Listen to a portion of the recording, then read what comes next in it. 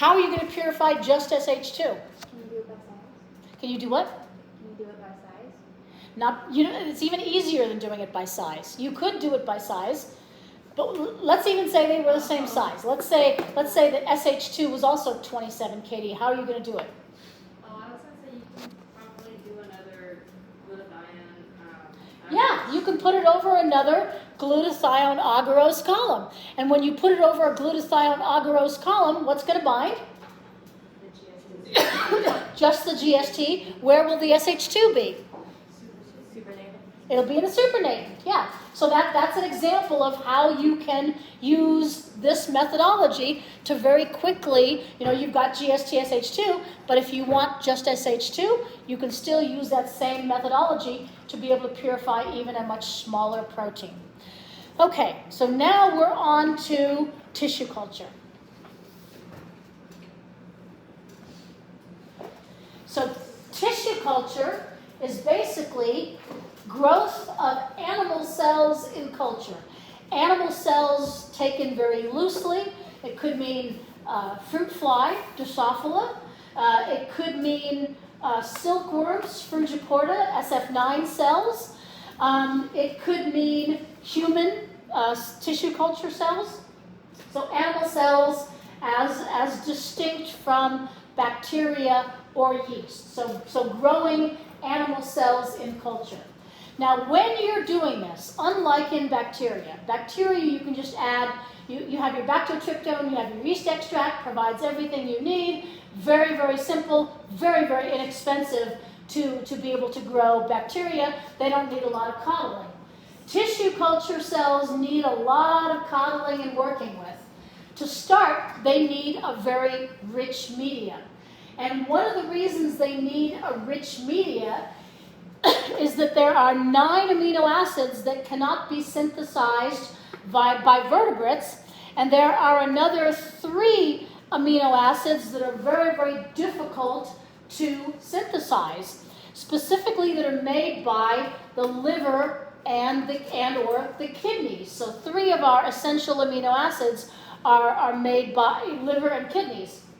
Now, if you're an entire organism, sorry, I've been talking a lot today. If you're an entire organism, that's not so bad. You can synthesize an amino acid in your liver, your bloodstream carries it to all the cells that need it, no problem. But if you have a tissue culture cell that is let's say derived from ovaries, like CHO cells, Chinese hamster ovary cells. So you have here an ovary cell. There's no liver proteins, there's no kidney proteins, so you need to make sure that your media has all those essential amino acids. In addition to the amino acids, you have specific vitamins and minerals the cells are going to need, just like you need trace minerals. Any cells which are derived from animal materials need trace minerals. You need a carbon source. So glucose is an excellent, easily metabolized carbon source that you're going to have in there. And then you need serum. Now, serum contains specific growth factors.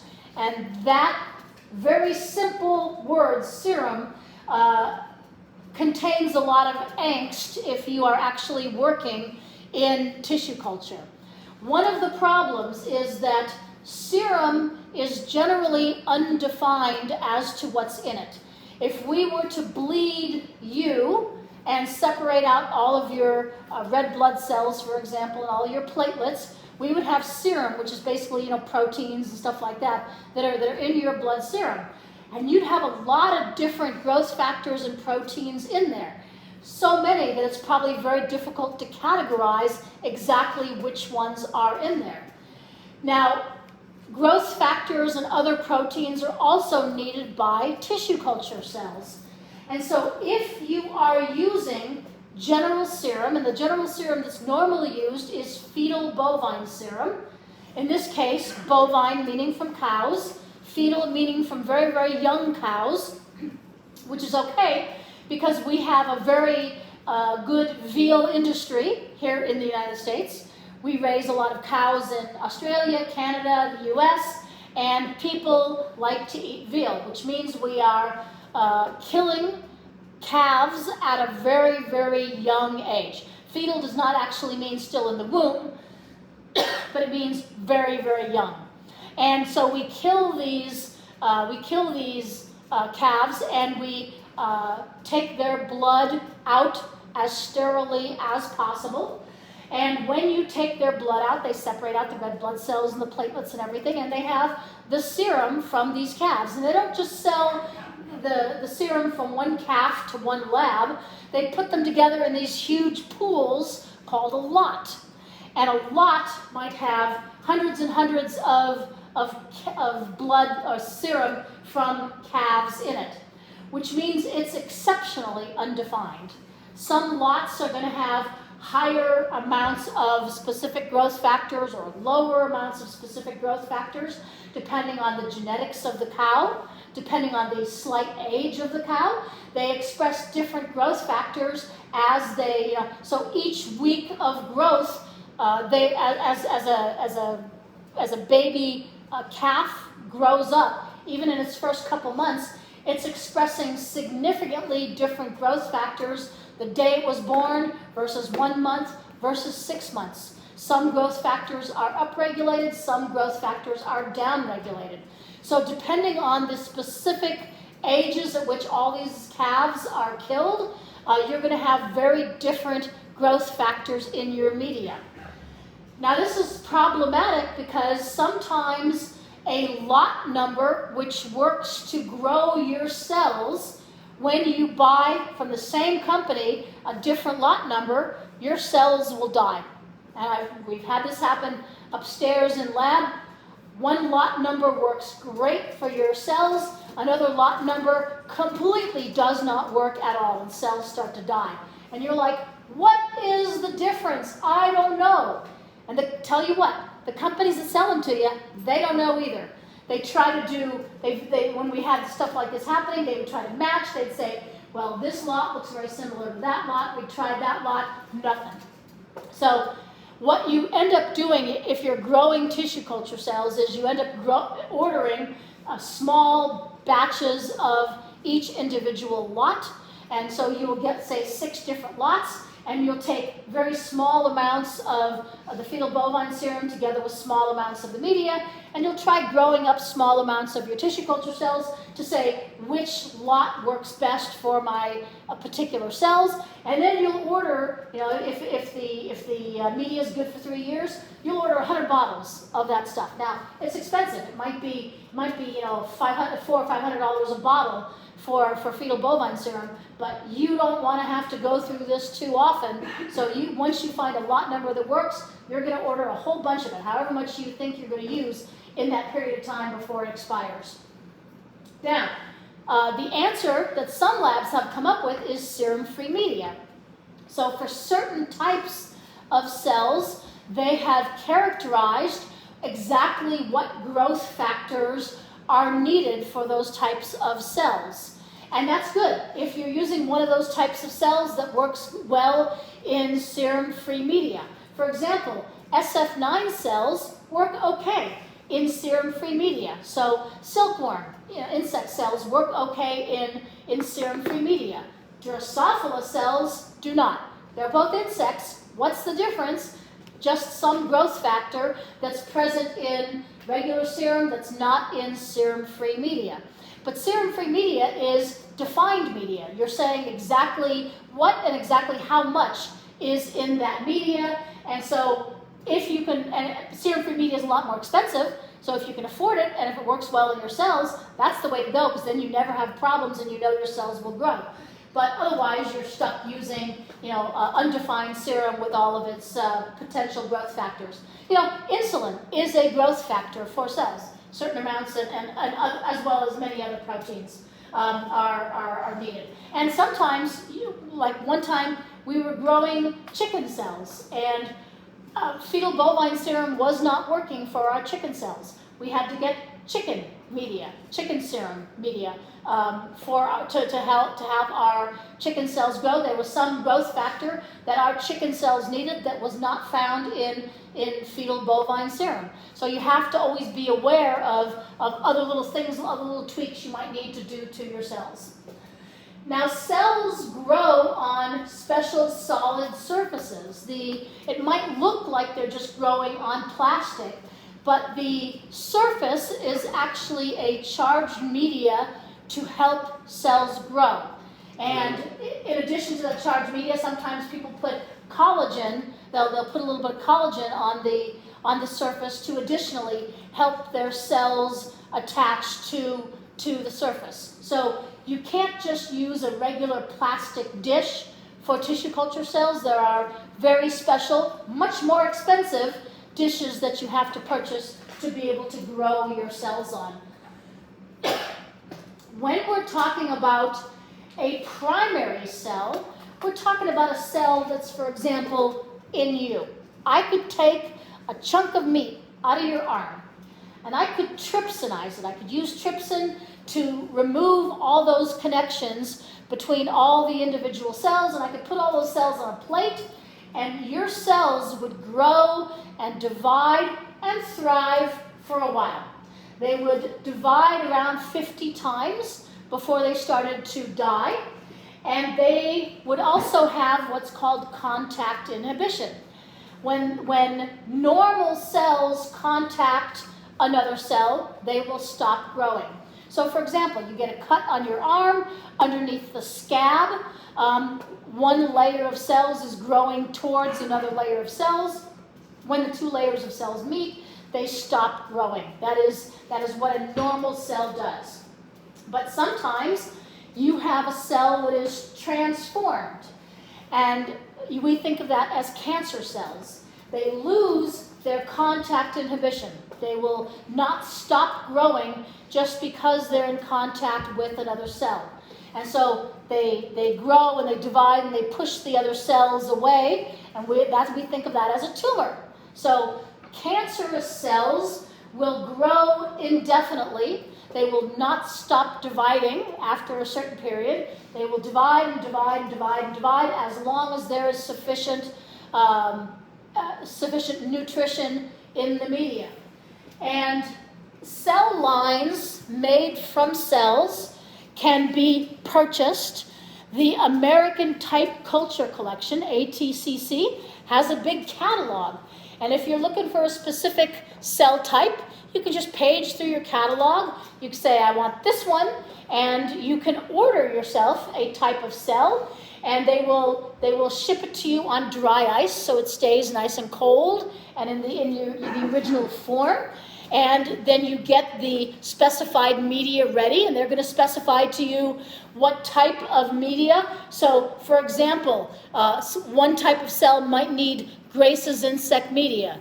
Other types of cells might need DMEM media. So there'll be different types of media with different specifications for amino acids, amount of glucose, other additives that are in there, and what kind of serum your cells will need. So you have everything ordered, and it is very expensive to grow tissue culture cells. It takes a lot of money. So you'll have everything ready. You'll break open your vial that they send you, and maybe you'll have a whole bunch of dishes, and you'll add little cells to a whole bunch of dishes. Now, then you will grow all of them up. Alternatively, sometimes people have made their own cell line, either from taking a tumor cell and starting to grow the tumor cell, or adding specific chemicals to regular cells to induce them to become a cancerous cell line. An example of people taking a tumor cell. A lady named Henrietta Lacks, back in the 1940s, I think, had ovarian cancer. Maybe it was cervical cancer, but they did surgery on it to remove it, and they took some of her cells. Now, they had been trying to get tissue culture going. They'd been trying with a whole bunch of different types of cells, and they were not able to get cells to grow indefinitely. So they took some of her cells. Wonder of wonders, her cells grew magnificently. Her cells grew so well that they were the basis for the entire tissue culture industry. They were what polio vaccine is made from. They really jump-started the industry. The problem was they did not get her permission before they took her own material to use for science. And that now we think of as an ethical problem. Back then, they didn't have the same ethical standards that they were using in science, but now we realize it's really unethical to take someone's cells to use for research. Whether you're going to make money off it or not doesn't really matter as much as it's just unethical to use someone's genetic material for research without getting their permission. So anyhow, and there's a whole book, a fantastic book about it. If you're into tissue culture at all, The Immortal Life of Henrietta Lacks is, it's a fantastic book. I highly recommend, because not only does it go into the history of tissue culture, but it goes into the ethical problems dealing with, taking someone's genetic material and the fallout from it. So Rebecca Scoot did a really good job on meeting the family and making sure that they could see the cells and stuff like that. So you can take either cells from adults or from embryos. Both types of material can be used to make an immortal cell line. Now, when you are growing cells, there are some things that you're going to need to think about. And one of the things you're going to need to think about is what types of things do you need for the conditions in which you want to grow the cells. So one of the things to think about for the cells is, are these cells adherent? Are they going to stick to the plate? Will they stick firmly to the plate? Some cells are very, very good at sticking to those plastic plates. Some of them are just grown in suspension because they're very, very poor at sticking to the plastic plate. So you think about, how am I going to grow my cells? Because if you are trying to change the media on cells that are growing in suspension, how do you separate the media from the cells? There are different steps, there's different protocols to be able to separate the particular cells from the media. Or if you are growing adherent cells that are stuck to the plate and you want to get the cells off the plate, how do you get those cells off the plate? So there's whole sets of protocols for, and this is not a class just on tissue culture, so I'm not going to go into it, but there are sets of protocols for every different type of situation. One thing you want to think about is how many times you passage your cells.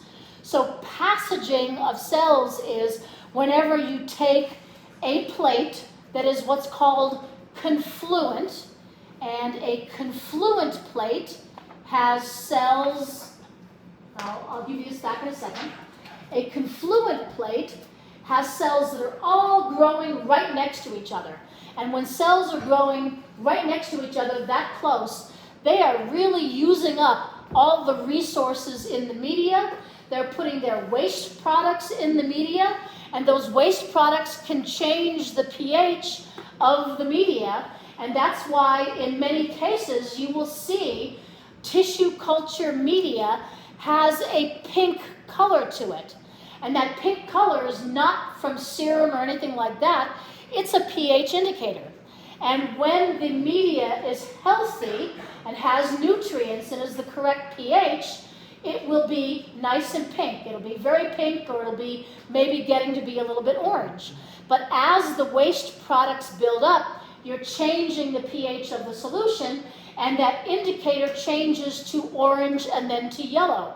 So by the time your media becomes sort of orange going to yellow, you better have taken this confluent set of cells and split them apart. Because if you don't, your cells are going to start to die.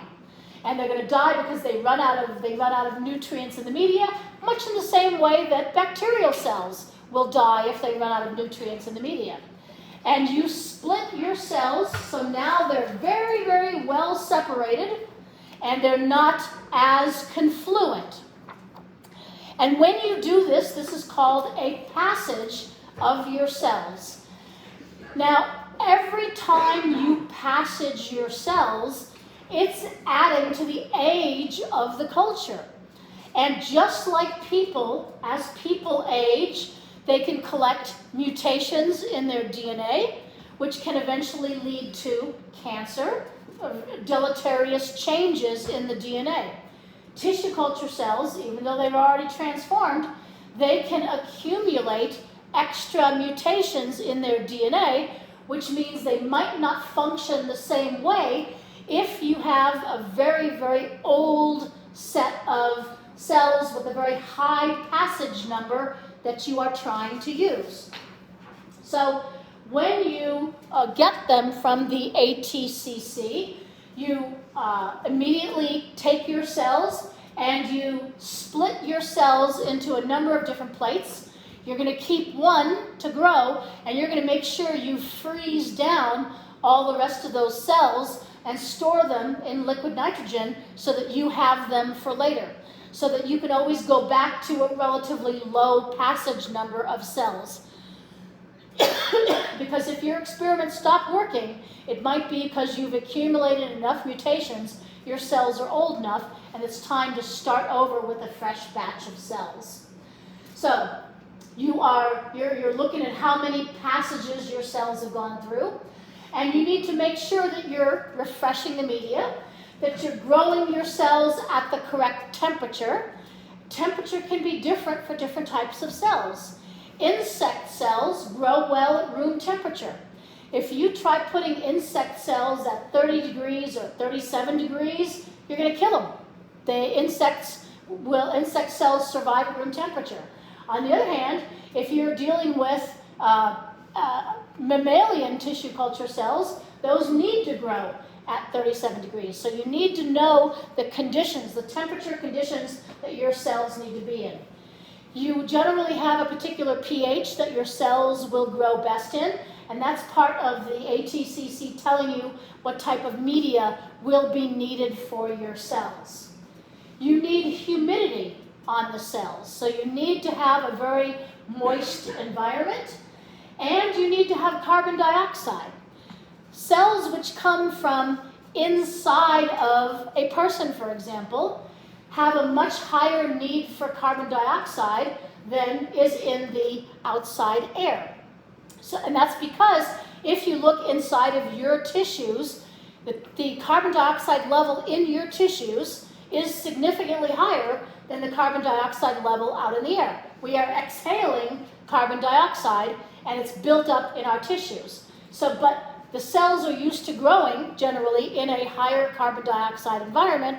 So for your cells to thrive, you need to add carbon dioxide to their environment in a special type of incubator that's generally sealed and that you're pumping carbon dioxide into.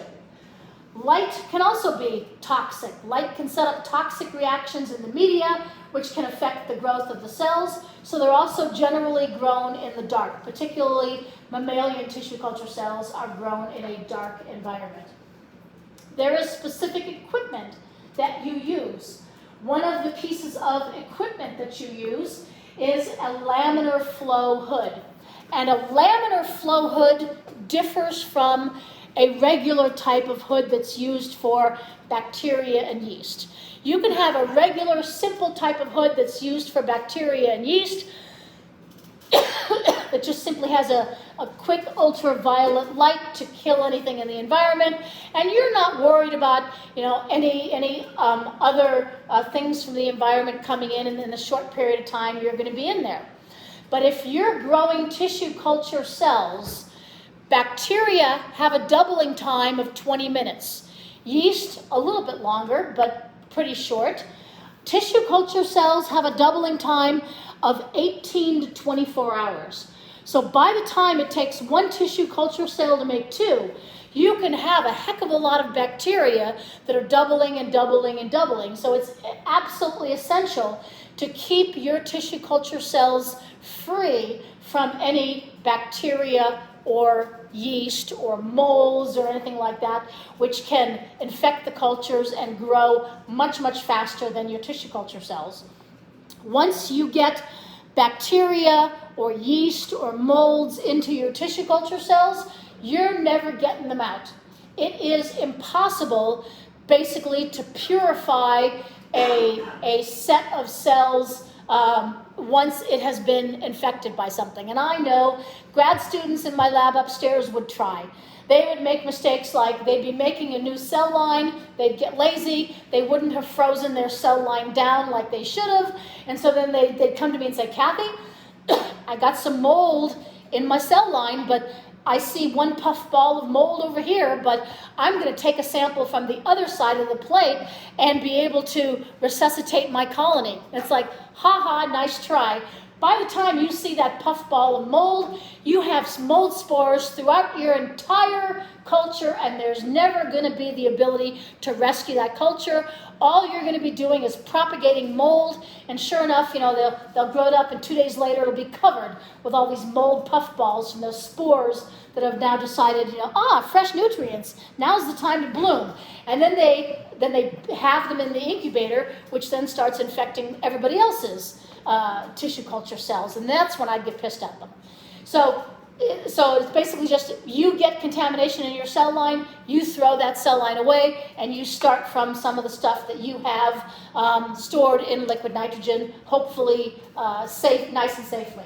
So a laminar flow hood uses air that's been filtered through a HEPA filter to create an air barrier that your hands can go through, but that bacteria and yeasts would get sort of sidetracked from because the air is blowing down on them. Kind of like in the grocery stores, they keep flies out of the grocery stores by every time the doors slide open, there's a puff of air coming down that keeps the flies out of the grocery store. Same kind of idea. So that puff, although it's not through a HEPA filter, it's just a regular puff of air, but it's the same idea except that the air here is filtered. And everything which goes in that hood should be clean. So you're going to put you turn the ultraviolet light on to clean out the hood first to make sure that there's no bacteria and mold when you start. Then you turn on the light, then you turn on the air in the hood so that everything inside is clean. You get your hands and you put gloves on or either gloves or ethanol. And not just a little bit of ethanol, not like a tiny little bit of ethanol, squirt in the palm and go like this a little bit. Get your hands soaked with ethanol. Get it into your fingernails, Put your sleeves up. Take your watch off. Get that ethanol on your hands. Get it all clean because you don't want to be bringing crap into the hood. So you take your plates out of the incubator where they're hopefully growing nice and clean, and you put them in the hood, and you put your bottles of media that you have washed off with ethanol in the hood. You put your sterile pipettes in the hood, making sure that everything is nice and clean, and only then are you able to open up the pipettes and open up anything sterile, because once you've done that, everything inside the hood is in a sterile environment, and you can work with your tissue culture cells. And it's a problem. If you have someone who goes into the cold room upstairs, that cold room upstairs has mold in it. So, and I don't know whether any of you who work in research upstairs have looked at that cold room, but that cold room, I guarantee you, has mold in it. You look at those cardboard boxes have little black spots all over them of mold. And so if you're working with tissue culture cells, you want to do it first thing in the day, before you go into the cold room to potentially pick up mold spores. You want to do it first thing in the day before you've touched any bacteria, so you're not bringing bacteria into the tissue culture hood with you. You want to make sure that your living environment is clean. Two different grad students. We have one grad student up in Dr. Stump's lab. He kept getting yeast contamination in his tissue culture cells. And we asked him about it, and he's like, well, he brews beer. Well, because he brews beer, he had yeast everywhere on his clothing and his hair and stuff like that. So we're like, okay, you get a choice. You can either stop brewing beer, or we're going to have to move you to a project that doesn't use tissue culture cells. And he chose to be moved to a different brand new project because he did not want to stop brewing beer. Okay, life choices, and you're starting all over again. Means you're going to be in grad school longer, but okay, your choice. Another grad student had the same type of thing. He kept getting mold in his cultures. This was the same one who thought he could clean up his culture. And we weren't sure why, because he was very careful not to go into the cold room or very careful to clean everything off. But I asked him, where do you live? Well, he lives in East County. He lived in a trailer in East County, and he had mold all over his house. And he said, but I shower before I come in. It doesn't matter. Your clothes are moldy. You're living in a moldy house. Your clothes are moldy. Your shoes are moldy. Everything in that house is moldy. So you're bringing mold spores with you from your house. So he had to be moved to a different project because he didn't have a choice. So you need to make sure that whatever you're doing, you're not bringing contamination into your laminar flow hood. And you have a specific type of incubator, as I said, that pumps carbon dioxide into it so your cells can grow. To be able to preserve your cells, you're going to put them in liquid nitrogen. But if you remember my protein purification lectures, one of the things I said is if you do a quick freeze or a quick thaw on cells, you can fracture their membranes. So you don't want to just say, plunge your cells into liquid nitrogen. You need to cool them down slowly. Now, a company will sell you this fancy thing which goes tick, tick, tick and moves your cells down fairly slowly. Or you can do it the low-tech way that we did up in lab. We took a styrofoam box and filled it with a whole bunch of Kim wipes to sort of get that insulating property, put our tissue, our spun down tissue culture cells in the middle of it, and put it in the -70. And that cooled it down very slowly with all that insulation. And then once it was frozen in the -70, then we could put it into liquid nitrogen because it won't have been a quick freeze on that. Some companies will be doing large-scale growth of tissue culture cells. And when these companies do large-scale growth, they can either be using these huge roller bottles to do like 1 liter at a time, or they can even have they can have big vats which are producing tissue culture cells which have a specific protein product in them. So depending on what the company's making and how much of it they need, there are jobs available in fermentation, in working with bacterial cells or working with tissue culture cells, growing them up large scale. They can bubble carbon dioxide through it to make sure that they're getting the right carbon dioxide, that it's getting stirred, that it's getting changed regularly, and obviously they're growing in suspension, not adherent cells. So there are all these different types of jobs in the biotech industry that uses knowledge of tissue culture cells. And this is kind of what it's going to look like. So if you're growing on a plate or if you're growing in bottles, you'll have your cells either at the bottom of the plate or the cells growing in bottles. I'm sorry that there's this black spot in the middle of my overhead projector. It seems to be underneath. I can't get rid of it. Okay, so now let's start talking about stem cells a little bit.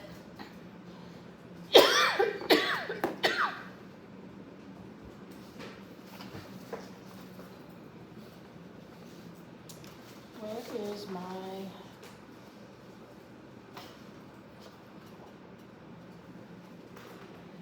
So stem cells, in general, come from a blastocyst, the inner cells of a 3 to 5 day old embryo. And they're able to give rise to all the cells in a particular organism. So when you have a blastocyst, whether a human embryo or animal embryo, whatever type of thing you're working with, that blastocyst, those cells are relatively undifferentiated. And undifferentiated means they can become anything. They can become cardiac cells, smooth muscle cells. They can become regular muscle cells. They can become cells in the hematopoietic, the blood system. So they have the ability to become anything in the body. So these blastocyst cells are basically embryonic stem cells. Now you also have adult stem cells. And adult stem cells are cells which are from an adult usually isolated from a specific type of tissue.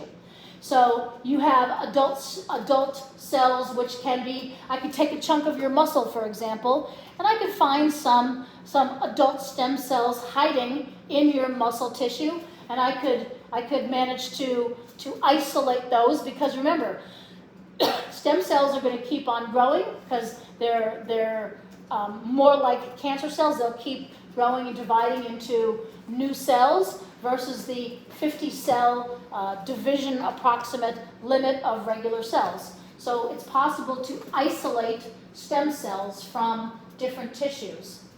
Now, adult stem cells, if I take them from muscle, they're going to grow back into muscle.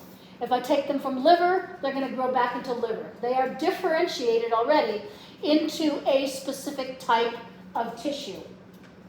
Yes? Is that like how they're able to reproduce human organs in like pigs and stuff like that? Well, no. The pigs that they transplant into humans, they've actually made genetic changes in the pig. So they took pigs at a very single cell level of pigs, and there are specific antigens that the pig has that they removed from the genetic line of the pig to make them more like human, and that's how they're able to use certain pig tissues in humans without as much rejection. Because in a normal pig, you're going to get massive rejection. In human-to-human transplants, you still have to take anti-rejection drugs, but it's not going to be as bad. So even with the pig organism, and even with those genetic changes, you're still going to have to take anti-rejection drugs. You're just not going to have the same level of rejection as you would if it was a pig organ. Okay, but stem cells are useful because you can put them into the same person. So if you have a liver and someone's liver is failing, you can take a sample of their liver, isolate stem cells, and try to redo a liver for them. So as an example of this, there is what's called an artificial pancreas, where they have taken stem cells, pancreatic stem cells, and not implanted in someone, but they've taken pancreatic cells and they've made an outside the body artificial pancreas for someone who had diabetes, and the blood supply goes into this artificial pancreas, picks up the insulin and goes back into the body so that this person does not have to inject themselves all the time with insulin. But it's very expensive to do, and they only last for a certain amount of time, which we'll get to in my last slide. So anyhow, you have in stem cells what's called induced pluripotent cells. So when you have a blastocyst is pluripotent. Those cells of the blastocyst can become anything in the body. But when you have an adult stem cell, which already says, I'm already a cardiac cell, or I'm already a muscle cell, what the current level of research is trying to do is to be able to take those adult stem cells, take them backwards in time through chemical intervention, and try to turn them into a different type of cell. So if we could take, for example, someone has a failing heart, if we could just take some of their muscle and retrain those stem cells we find in muscle into cardiac cells, and then you just put those cardiac cells, stem cells in an IV, and the cardiac cells find a home in the heart, and they start regenerating the heart so that the heart is now working better. That's an example of a goal of where people would like to be in stem cells. The problem is there are, as the blastocyst is growing and dividing, there are specific transcription factors that are either turned on or turned off that serve to differentiate the different types of cells as the blastocyst grows. So once you have those embryonic stem cells, if they are allowed to just simply grow and become an organism, some of those cells say, okay, we're going to become cardiac cells. And so the ones that are destined to become cardiac cells, they will start producing specific transcription factors which guide them towards becoming cardiac cells. Other cells from that blastocyst start expressing different proteins and will become liver cells or pancreatic cells, etc. So they start differentiating into all the different organs. And so that's specific transcription factors. So what current research is focusing on is being able to take a differentiated stem cell, so not just regular tissue, it has to be a stem cell, has the ability to keep growing and dividing. Take an adult stem cell and use specific transcription factors to turn it into a different kind of a cell and then transplant it back into someone's body wherever they need it. Now, there are difficulties just even in the growing of stem cells. Stem cells do not proliferate like tissue culture cells do. They're very, very difficult to grow.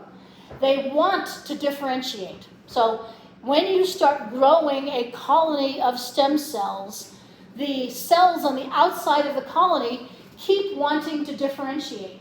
So if you are the person who's growing the stem cells, you always have to take small samples of the outside of the colony to make sure your colony is not differentiating. And what you do is you take a sample of those cells, you lyse them open, you do a Western blot on them because specific transcription factors are there. So you have antibodies against these specific transcription factors. So you can say, is this transcription factor upregulated? Is this transcription factor downregulated? How much do I have of this transcription factor? And you can start saying what point your stem cells are at in differentiation. And so you'd have this colony, and when I say colony, you'd have a huge plate like this and a tiny little colony like maybe the size of my finger. So you have this thing that looks like a little pizza cutter, except it's plastic and it's sterile. And you're running this, maybe cutting each little colony into 25 individual sections, and then you're sterilely lifting part of that colony out and putting it onto a new plate where it can keep growing and dividing. So it's not at all like splitting cells in just regular tissue culture cells where you can generally just add some trypsin to loosen your cells up from the plate, pipette them up and down and then put them into a whole bunch of different plates. It's much more complex when you are growing stem cells, not only to be able to divide them, but also to be able to make sure whether they're differentiating. And also, the matrix they grow on, they're not going to grow very well on a regular tissue culture plate. So what generally is done is there'll be like mouse, for example, adult cells that are grown on the plate, because mouse adult cells will grow pretty well. And then you kill all those mouse adult cells, but the cells are still there. So now they have a matrix of tissue that your embryonic stem cells can attach to, and that's how you're going to get them on your plate. So it's much, much more complex than even growing regular tissue culture cells. So overall, because this is not a tissue culture or a stem cell class, this lecture is basically to acquaint you with how tissue culture is done. We don't have a tissue culture experiment in this lab. Tissue culture is very expensive. I tried to get it. The department's like, we're already spending $5,000 for each lab section. We have no desire to spend even more on tissue culture. Okay, so it became just a lecture. So when you are talking about stem cells, there are some goals for stem cells in research. The first is that when you're dealing with stem cells, the first thing you need to do is make sure that they're able to proliferate and generate sufficient tissue for you to work with whatever you want to do with it. And then you want to be able to guide them into differentiating into the desired cell type that you need them to be. You want them to survive in the recipient after transplant. So you don't want there to be an immune response, that kills all of your stem cells, which is why a lot of times if you need specific stem cells, they will take them from the patient, they will isolate the patient's own stem cells, and put them back into the same person when they've done experimentation on that so that that person will not have to take rejection drugs. An example of how stem cells have been sort of successfully used. There's a project currently to try to cure blindness. People who have retinas that are no longer functioning. And they've taken retinal stem cells from a person, grown them up in laboratory dishes, and then implanted them with like a needle back in their eyeball. That's the part that grossed me out. Big old needle in the eyeball. And then they settle in the retina, and they regenerate the retina to a certain extent. Now, it's not like a blind person can suddenly see in color and, crisply and stuff like that. But they have gotten it to the point where someone who was blind can now see dark and light shadows. And if you're blind, even being able to see dark and light shadows is very helpful. So research is always ongoing of how can we do this a little bit better? How can we tweak this to be a little more successfully? But they are trying to do stuff like this. Okay, so they're doing an autologous, so from the same person, so that they would survive in the recipient after transplant without the recipient needing to take anti-rejection drugs. They want to make sure that they're able to integrate into the surrounding tissue and function appropriately for the duration of the recipient's life and avoid harm to the recipient. Because if you're going to put stem cells into someone and that stem cell is going to cause them to die from cancer in a year, it might not have been worth it to that person to get that stem cell injection, even of their own cells, into them. So avoiding harm in all medical situations to the recipient. I've talked for almost 2 hours. Any questions? Nope. No questions, we can go.